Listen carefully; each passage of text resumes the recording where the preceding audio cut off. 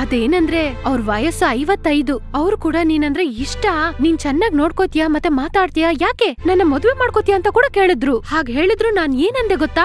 ನನ್ ರಾಮ್ ನನ್ಗೋಸ್ಕರನೇ ಕಾಯ್ತಾ ಇದ್ದಾನೆ, ಇದೆಲ್ಲ ಸರಿ ಬರಲ್ಲ, ನೋ ಅಂತ ಹೇಳ್ಬಿಟ್ ಬಂದ್ಬಿಟ್ಟೆ ಗೊತ್ತಾ. ಹೇಯ್, ನಾನ್ ಇಷ್ಟೊತ್ತು ಮಾತಾಡ್ತಾ ಇದ್ದೀನಿ, ನೀನ್ ಏನೋ ಯೋಚನೆ ಮಾಡ್ತಾ ಇದ್ಯಾ? ನೀನ್ ಹೇಳದ್ ನೋಡಿದ್ರೆ ದೊಡ್ಡ ಪಾರ್ಟಿ ಅಂತ ಅನ್ಸುತ್ತೆ, ಪಾರಂಪರೆ ಶ್ರೀಮಂತರ ಅಂತ ಕಾಣುತ್ತೆ. ಹೌದು, ಇವಾಗ ಅದಕ್ ಏನಂತೆ? ನೀನ್ ಯಾಕೆ ಅವ್ರನ್ನ ಮದುವೆ ಆಗ್ಬಾರ್ದು? ಏಯ್ ಮೆಂಟಲ್ ಹುಚ್ಚ ನನ್ ಮಗನೇ, ನಾನೇನ್ ಮಾತಾಡ್ತಾ ಇದ್ದೀನಿ, ನೀನೇನ್ ಮಾತಾಡ್ತಾ ಇದ್ಯಾ? ನಿನ್ಗೋಸ್ಕರ ಎಲ್ಲ ಬಿಸಾಕ್ಬಿಟ್ಟು ಬಂದಿದ್ದೀನಿ, ಎಷ್ಟು ಅಸಾಲ್ಟಾಗಿ ಹೇಳ್ತಾ ಇದ್ಯಾ ನೀನು. ಏನಕ್ಕೂ ಉಪಯೋಗ ಆಗ್ದಾರ ನನ್ನ ಮದುವೆ ಮಾಡ್ಕೊಂಡು ಏನ್ ಮಾಡ್ತೀಯಾ? 10 ಪೈಸಕ್ಕೂ ಪ್ರಯೋಜನ ಇಲ್ಲ. ಊರ್ ತುಂಬಾ ಎಲ್ಲ ಸಾಲ ಮಾಡ್ಕೊಂಡಿದ್ದೀನಿ. ನಿನ್ನ ಹೊರಗೆ ಕರ್ಕೊಂಡು ಹೋಗಕ್ತಾ ಇಲ್ಲ, ನಿನ್ಗೆ ಇಷ್ಟವನ್ನ ಕೊಡ್ಸಕ್ ಆಗ್ತಾ ಇಲ್ಲ. 10 ರೂಪಾಯಿ ಸಿಗರೇಟು ಅದು ಕೂಡ ನಿನ್ನ ಹತ್ರ ಕೈ ಚಾಚ್ಕೊಂಡು ನಿಂತಿದ್ದೀನಿ. ನನ್ನ ಮದುವೆ ಮಾಡ್ಕೊಂಡು ಏನ್ ಮಾಡ್ತೀಯಾ? ನಾವಿಬ್ರು ಮದುವೆ ಮಾಡ್ಕೊಂಡು ಏನು ಮಾಡಕ್ಕಾಗಲ್ಲ. ಅದಕ್ಕೆ ಅವ್ರನ್ನ ಮದುವೆ ಮಾಡ್ಕೊಂಡು ಲೈಫಲ್ಲಿ ಸೆಟ್ಲ್ ಆಗ್ಬೋದು. ಓ, ನೀನ್ ಈ ತರ ಎಲ್ಲ ಮಾತಾಡ್ತೀಯ ಅಂತ ನಾನು ಅಂದ್ಕೊಂಡೇ ಇಲ್ಲ ಕಣೋ. ಛೇ, ಹೋಗಿ ಹೋಗಿ ನಿನ್ನೆ ಹೇಗೋ ನಾನು ಸಿನ್ಸಿಯರ್ ಆಗಿ ಲವ್ ಮಾಡ್ದೆ. ಶೋ, ಛೇ, ನನಗೆ ಅಸಹ್ಯ ಅನ್ನಿಸ್ತಾ ಇದೆ. ನಾನು ಹಾಗೆ ಹೇಳಲಿಲ್ಲ ಭವಾನಿ. ಒಂದ್ ನಿಮಿಷ ನಾನು ಹೇಳದ್ನ ಕೇಳ್ತೀಯಾ? ಏನಂತ ಅದ್ ಹೇಳಲಿಕ್ಕೆ ಹೋಗ್ತೀಯಾ? ಆ ವ್ಯಕ್ತಿಗೆ ಕಂಪನಿ ಆಸ್ತಿ ಪಾಸ್ತಿ ಎಲ್ಲ ಇದೆ, ಆದ್ರೆ ಸ್ವಂತದವ್ರು ಇದಾರ, ಒಡ ಹುಟ್ಟಿದವ್ರು ಯಾರಾದ್ರೂ ಇದಾರ ಅಂತ ಗೊತ್ತಾ? ಅದೆಲ್ಲ ತಿಳಿದು ನೀನ್ ಏನ್ ಮಾಡ್ಲಿಕ್ಕೆ ಹೋಗ್ತೀಯಾ? ನಾನು ಕೇಳಿದ ಪ್ರಶ್ನೆಗೆ ಮಾತ್ರ ಉತ್ತರ ಕೊಡು, ಆಗ್ಲೇ ನಿನ್ಗೆ ಅರ್ಥ ಆಗೋದು. ಏಯ್, ಅವರಿಗೆ ಸ್ವಂತದವ್ರು ಅಂತ ಯಾರು ಇಲ್ಲ. ಅವರ ವೈಫ್ ತೀರ್ ಹೋದ್ಮೇಲೆ ಅವರು ಯಾರ ಹತ್ರನೂ ಮಾತಾಡೋದೇ ಇಲ್ಲ. ಅವ್ರ ಅಣ್ಣ ಮಾತ್ರ ಸಿಂಗಪೂರ್ ಅಲ್ಲಿ ಇದ್ದಾರಂತೆ. ಅವರು ದೊಡ್ಡ ಬಿಸ್ನೆಸ್ ಮ್ಯಾನ್ ಅಂತೆ. ಅವರು ಎಲ್ಲೋ ಒಂದ್ಸಲ ಬರ್ತಾರಂತೆ. ಇಷ್ಟ್ರ ಮಟ್ಟಿಗೆ ನನಗೆ ಗೊತ್ತು ಕಣೋ.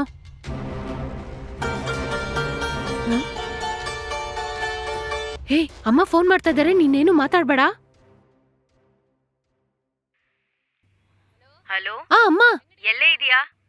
ಮನೆಗೆ ಬರ್ತಾ ಇದ್ದೀನಮ್ಮ. ಬರುವಾಗ ಮಾರ್ಕೆಟ್ ಇಂದ ತರಕಾರಿ ಎಲ್ಲ ತಗೊಂಡ್ ಬಂದ್ಬಿಡು. ಆಯ್ತಮ್ಮ, ಕೊಂಡ್ಕೊಂಡ್ ಬರ್ತೀನಮ್ಮ. ಏಯ್, ಮತ್ತೆ ಏನೋ ಯೋಚನೆ ಮಾಡ್ತಾ ಇದ್ಯಾ? ಇಲ್ಲಿ ನೋಡಿ, ನನಗೊಂದು ಸೂಪರ್ ಐಡಿಯಾ ಹೋಯ್ತು. ನಾನು ಹೇಗೆ ಹೇಳ್ತೀನಿ ಹಾಗೆ ಮಾಡು. ಅವ್ರ ಹತ್ರ ಹೋಗಿ ಮದುವೆಗೆ ನನಗೆ ಒಪ್ಪಿಗೆ ಅಂತ ಹೇಳು. ನೀನು ಎಲ್ರಿಗೂ ಗೊತ್ತಾಗೋ ತರ ಮದುವೆ ಮಾಡ್ಕೋ. ಯಾಕೆ ಏನಕ್ಕೆ ಅಂತ ಕೇಳ್ಬೇಡ. ಅವ್ರ ಆಸ್ತಿ ಪಾಸ್ತಿ ಮನೆ ಎಲ್ಲ ನಿನಗ್ ಬಂದು ಸೇರುತ್ತೆ. ವಯಸ್ಸು ಬೇರೆ 55ಕ್ಕೆ ಮೇಲೆ ಆಗ್ತಾ ಇದೆ, ಯಾವಾಗ ಬೇಕಾದ್ರೂ ಪ್ರಾಣ ಹೋಗ್ಬೋದು. ಅದೇ ಮದುವೆ ಆದ ನಂತರ ಹೋದ್ರೆ ರಾಮ್ನ ಮುದ್ದಿನ ಹೆಂಡ್ತಿ ಬಂಗಾರದ ಭವಾನಿ ನಿನಗೆ ಬಂದ್ ಸೇರುತ್ತೆ ಎಲ್ಲಾನು. ಅರ್ಥ ಆಗಿಲ್ಲಲ್ಲ? ನಿನಗೆ ನಡೆಯೋದು ಗೊಂಬೆ ಮದುವೆ. ಈ ಗೊಂಬೆ ಮದುವೆಯಲ್ಲಿ ಆ ಫಸ್ಟ್ ನೈಟ್ ದಿನ ನಾನ್ ಕೊಡೋ ಪುಡಿನ ಹಾಲ್ನಲ್ಲಿ ಕಲಿಸ್ಕೊಟ್ಬಿಡು. ಅದು ಬರೀ ಮೂಲಿಕೆ ಪುಡಿನೇ. ಸ್ವಲ್ಪ ಜಾಸ್ತಿ ಆದ್ರೂ ಕೂಡ ಹಾರ್ಟ್ ಬೀಟ್ ನ ಲೋ ಮಾಡಿ ಹಾರ್ಟ್ ಅಟ್ಯಾಕ್ ಬರ್ಸ್ಬಿಟ್ಟು ಅವನ್ ಕತೆ ಮುಗಿಸ್ಬಿಡುತ್ತೆ. ಅದಾದ್ಮೇಲೆ ಪ್ರಪಂಚದಲ್ಲಿ ಇರುವಂತ ಯಾವ ಡಾಕ್ಟರ್ ಬಂದ್ ನೋಡಿದ್ರು ಪೋಸ್ಟ್ ಮಾರ್ಟಮ್ ರಿಪೋರ್ಟ್ ಅಲ್ಲಿ ನ್ಯಾಚುರಲ್ ಡೆತ್ ಅಂತಾನೆ ಹೇಳ್ತಾರೆ. ನಮ್ ಮೇಲೆ ಡೌಟೇ ಬರಲ್ಲ. ಇವ್ರಿಗೆ ವಯಸ್ಸಾಯ್ತಲ್ವಾ, BP ಶುಗರ್ ಬಂದು ತಿರ್ಕೊಂಡ್ರಂತ ಎಲ್ಲರೂ ಅನ್ಕೊಂತಾರೆ. ಆಮೇಲೆ ಸ್ವಲ್ಪ ದಿನಕ್ಕೆ ಎಲ್ರೂ ಮರ್ತ್ ಬಿಡ್ತಾರೆ. ನಾವು ಹ್ಯಾಪಿ ಆಗಿರ್ಬೋದು. ಆಮೇಲೆ ನಾವಿಬ್ರು ಜೊತೆಗಿರೋದ್ನು ಯಾರಾದ್ರೂ ನೋಡಿದ್ರು ಕೂಡ ಪಾಪ ಚಿಕ್ಕ ಹುಡುಗಿ ಅವಳೇನ್ ಮಾಡ್ತಾಳೆ ಹಾಗಂತ ಈಸಿಯಾಗಿ ತಗೊಂತಾರೆ. ಅಯ್ಯೋ ಪಾಪಿ, ಅದಕ್ಕೋಸ್ಕರ ಒಬ್ಬರನ್ನ ಕೊಲ್ಲಕ್ಕೆ ಹೇಳ್ತಾ ಇದ್ಯಾ? ನನ್ನಿಂದ ಇದೆಲ್ಲ ಮಾಡಕ್ಕಾಗಲ್ಲ. ಸೈಕೋ ತರ ಮಾತಾಡ್ತಾ ಇದ್ಯಾ? ಇಲ್ಲಿ ನೋಡು ಭವಾನಿ, ನಾವೇನು ಇಲ್ಲಿ ಚೆನ್ನಾಗಿ ಬದುಕ್ತಾ ಇರೋ ಮನುಷ್ಯನ ಸಾಯಿಸ್ತಾ ಇಲ್ಲ. ಈಗೋ ಆಗೋ ಸಾಯ ಮನುಷ್ಯನ ಕೊಲ್ತಾ ಇರೋದು. ತಪ್ಪು ಮಾಡಿದ್ರೆ ಜ್ಯೋತಿಷ್ಯರ ಹತ್ರ ಕೇಳಿ ಪರಿಹಾರ ಮಾಡೋದಿಲ್ವಾ? ನಾನೇನ ಹತ್ರ ಮುಂಚೆನೆ ಹೇಳಿದ್ದೀನಿ, ನನಗೆ ಕೆಲ್ಸಕ್ಕೆ ಹೋಗಕ್ಕೆ ಇಷ್ಟ ಇಲ್ಲ. ನಾನು ಬಿಸ್ನೆಸ್ ಮ್ಯಾನ್ ಆಗ್ಬೇಕು, ಅದಕ್ಕೆ ದುಡ್ಡು ಬೇಕು. ಸರಿ, ಆ ವಿಷಯನೆಲ್ಲ ಬಿಟ್ಟಾಕು. ನಮ್ಮಿಬ್ಬರು ಕುಟುಂಬನ ಕಷ್ಟಪಡ್ತಾ ಇದೆ, ಅದು ನಿನಗೆ ಗೊತ್ತಾ ಇಲ್ವಾ? ಅವ್ರು ಚೆನ್ನಾಗಿ ಬದುಕ್ಬೇಕಂತ ಆಸೆ ಇದೆ ಇಲ್ವಾ? ನನ್ನ ಬಂಗಾರದ ಭವಾನಿ, ನಾನಿನ್ನ ಚೆನ್ನಾಗಿ ನೋಡ್ಕೋಬೇಕಲ್ವೇ? ಅದೆಲ್ಲ ನನ್ನಿಂದ ಹೇಗಾಗುತ್ತೆ? ನನಗೆ ಸಿಕ್ಕಿರೋ ಒಂದೇ ಒಂದು ಅವಕಾಶ ಇದು. ಪ್ಲೀಸ್ ಅರ್ಥ ಮಾಡ್ಕೋ. ನೀನು ಸ್ವಲ್ಪ ಚೆನ್ನಾಗಿ ಯೋಚನೆ ಮಾಡು. ಅದಿಲ್ಲ ಕಣೋ. ಈ ವಿಷಯ ಹೊರಗೆ ಗೊತ್ತಾಗಿ ಏನಾದ್ರೂ ಕಂಡಿಡ್ದು ಬಿಟ್ರೆ ನನ್ ಗತಿ ಏನಾಗುತ್ತೆ ಕಣೋ? ಅಯ್ಯೋ, ಅದೆಲ್ಲ ಯಾರಿಗೂ ಗೊತ್ತಾಗಲ್ಲ. ನಾನು ನಿನ್ನ ಜೊತೆಗೇ ಇರ್ತೀನಿ. ನನ್ನ ನಂಬು, ಎಲ್ಲ ಸರಿಯಾಗೇ ನಡೆಯುತ್ತೆ.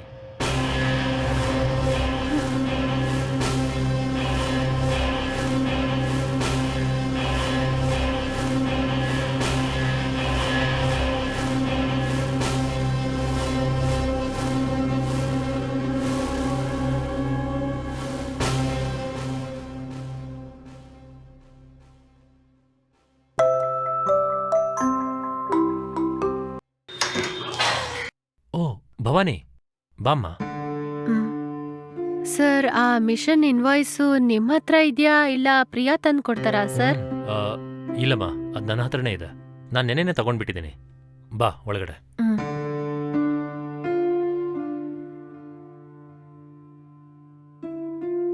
ನೀನು ಕುತ್ಕೊಂಡಿರು, ಮೇಲಿದೆ ತಗೊಂಡು ಬರ್ತೀನಿ. ಹ್ಮ್.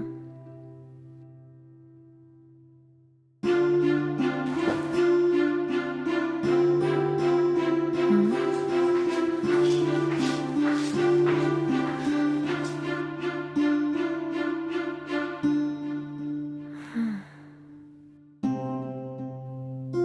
ಹ್ಮ್. ಹ್ಮ್.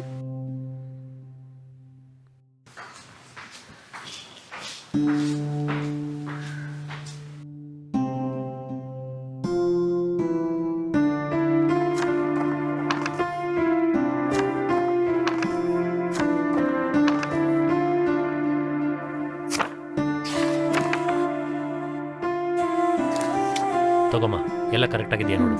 Okay sir.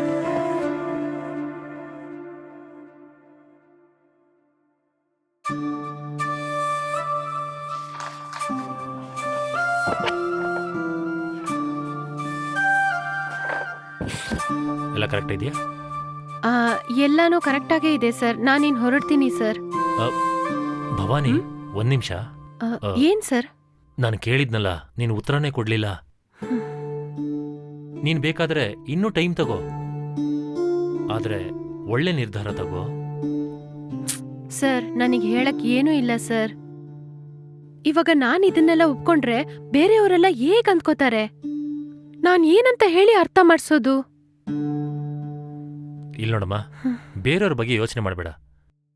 ಸರಿ, ಇವಾಗ ನೀನೇನ್ ಹೇಳ್ದೆ? ನಿನಗೆ ಒಪ್ಪಿಗೆ ಅಂತ ಹೇಳಿದೀಯಾ? ಒಪ್ಕೇನೆ ಸರ್. ಆದ್ರೆ ಬೇರೆ ಏನು? ಸರ್ ಈ ಮದ್ವೆನ ತುಂಬಾ ಗ್ರ್ಯಾಂಡ್ ಆಗಿ ಮಾಡ್ದೆ ಸಿಂಪಲ್ ಆಗಿ ದೇವಸ್ಥಾನದಲ್ಲಿ ಮಾಡ್ಕೊಳ್ಳೋಣ ಸರ್. ಸರಿಮಾ. ಸರಿ, ಮತ್ತೆ ನಾನು ಹೊರಡ್ತೀನಿ ಹಾ. ಸರ್. ಸರಿ.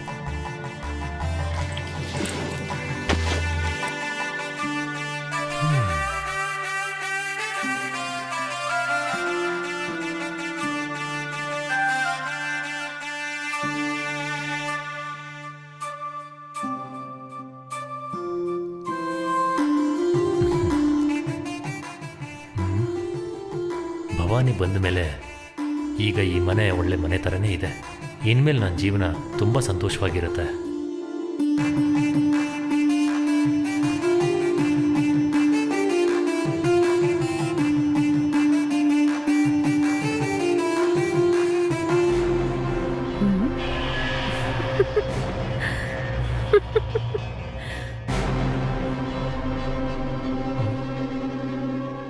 ಬಾ ಭವಾನಿ, ಕೂತ್ಕೋ. ತಗೊಳ್ಳಿ ಸರ್ ಹಾಲು.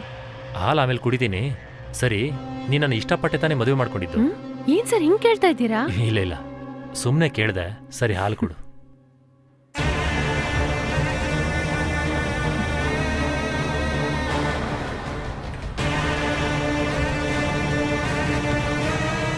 ತಗೋ, ನೀನೊಂದು ಸ್ವಲ್ಪ ಕುಡಿ. ಅಯ್ಯೋ ಸರ್ ಬೇಡ ಸರ್, ನಾನು ಇದೆಲ್ಲ ಕುಡಿಯಲ್ಲ ಸರ್.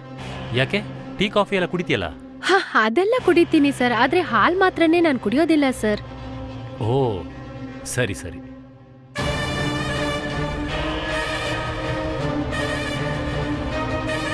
ಇದೇನು ಸ್ಯಾರಿ ಹೀಗುಟ್ಕೊಂಡು